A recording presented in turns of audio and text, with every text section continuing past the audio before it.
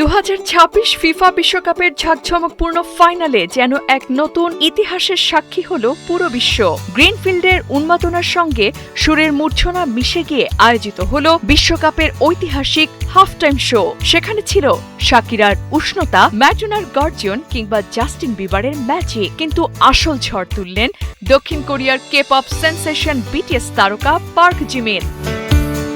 বিশ্বকাপের সেই ঐতিহাসিক হাফ টাইম শোতে জিমিনের পরা সাদা, লাল ও কালো রঙের বেসবল ধাঁচের স্পোর্টি জার্সিটি দেখতে দেখতেই ছাড়িয়ে গেছে সাধারণ মানুষের কল্পনাকে। জিমিনের পরা সেই আইকনিক 7 নম্বর জার্সিটির দর বর্তমানে আকাশচুম্বী, যা ছাড়িয়েছে $14,000 মার্কিন, যা বাংলাদেশি টাকায় প্রায় 17.5 লাখ টাকা।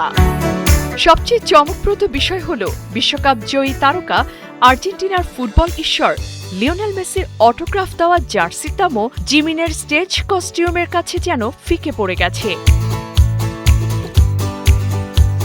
ফুটবলার সঙ্গীতের এই মহোৎসবে দিন শেষে আসল জয় কিন্তু শিশুদের শিক্ষারই হতে যাচ্ছে। One goal to the FIFA global citizen education fund শীর্ষক এই দাতব্য নিলামে 2026 বিশ্বকাপের 40টিরও বেশি স্মারক তোলা হয়েছে।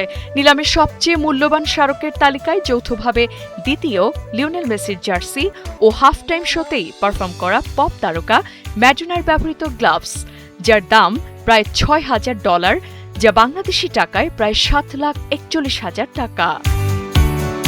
তবে আপাতত নিলামের সেই রাজমুকুটটি রয়ে গেছে জিমিনের মাথাতেই, যা নিয়ে নেট দুনিয়ায় হচ্ছে চর্চা। আশ্চর্য হলেও সত্যি যে মেসির জার্সিকেও দামে ছাপিয়ে গেল বিটিএস এই তারকার পোশাক। সুজানা সাদিয়া, 71।